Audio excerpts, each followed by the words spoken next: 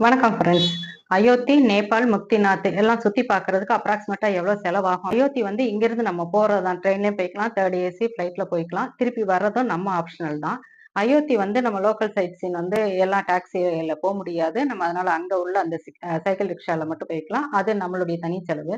அங்க இருந்து நேபாளம் சுத்தி பார்க்கறதுக்கு, முக்திநாத் போறதுக்கு நாங்க வந்து பேக்கேஜ் மாரி போட்டு போயிருந்தோம். நாங்க கோரக்பூர் டிராவல் ஏஜென்ட்டா புக் பண்ணியிருந்தோம். அவங்க தான் இத வந்து எங்களுக்கு அரேஞ்ச் பண்ணி குடுத்திருந்தாங்க.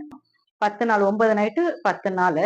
எங்கள வந்து திருப்பி பாட்னால கொண்டு ஏர்போர்ட்ல டிராப் பண்ணாங்க. முக்திநாத்தோட சேர்த்து எங்களுக்கு ஒரு ஆளுக்கு ரூ. 41,000 சார்ஜ் பண்ணாங்க.